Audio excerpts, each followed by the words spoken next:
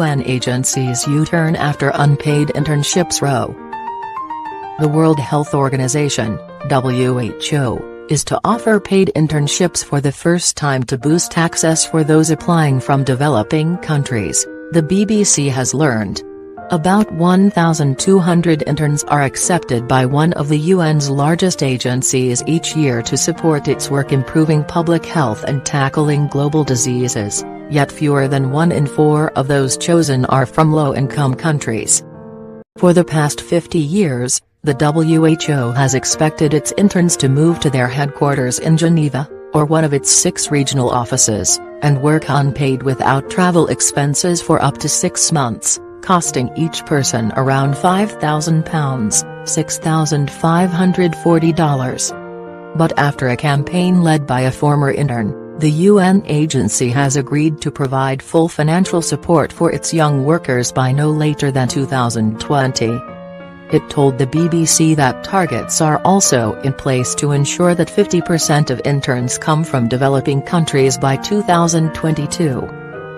It's unacceptable that 80% of WHO's work goes into supporting people in developing countries, yet only 20% of their interns come from them, says Ashton Barnett-Vanes, 29, a British doctor of English and Jamaican heritage from Wolverhampton, who started the campaign after his internship in 2012.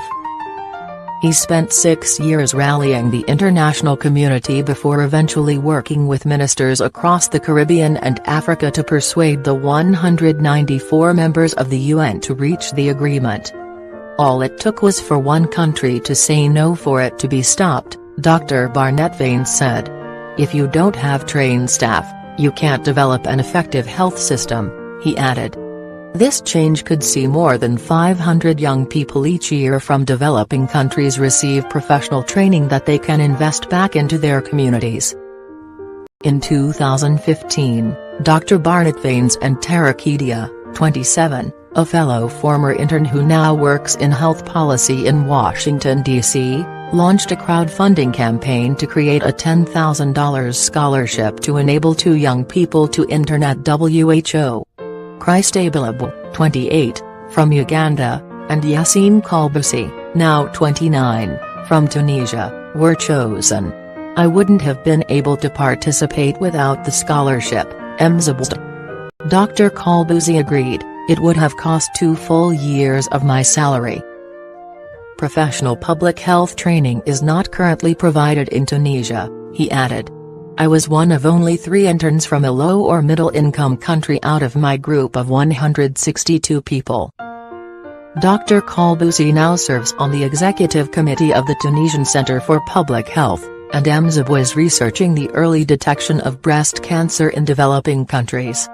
More than 100 UN states have no participants each year, while 50 countries, including Angola, Barbados, Cambodia, Cuba and Libya, did not have a single WHO intern between 2015 and 2017, according to WHO data. Jamaica has had 1 WHO intern in the past 2 years. Dr. Christopher Tufton, the Jamaican health minister, championed the campaign in Geneva. We should make it easier for young people to access these facilities and view it as an investment in the people who participate, he said. They should be valued. The WHO has admitted its selection process is not merit-based and told the BBC that it recognized its unpaid internships were unfair.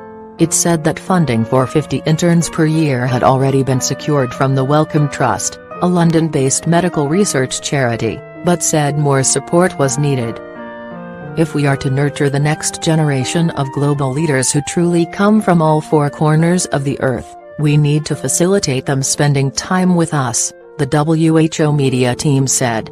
As a whole, the UN had more than 38,000 interns between 2009 and 2017, but more than 80%, about 30,400, were unpaid.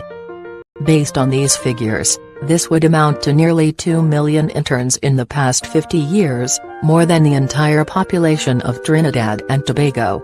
A report by the UN's Joint Inspection Unit found that interns had to endure harsh living conditions to last the duration of the program or work after hours and informal jobs such as dog walking to make ends meet. Headlines were made in 2015 when former UN intern David Hyde, who was then 22, was found sleeping in a tent on the shores of Lake Geneva after finding the cost of living in the city too expensive. He later admitted it was a stunt to spark a discussion about unjust unpaid work.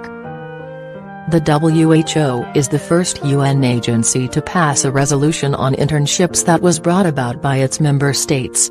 As the UN General Assembly is about to start its session, the campaigners hope the issue of unpaid internships will be back on the agenda in light of this year's theme, making the United Nations relevant to all people. "It's about time the UN solved this issue," said Dr. Barnett Vanes. "It's within its gift to and it should follow WHO's lead. If the UN isn't willing to act, its member states should."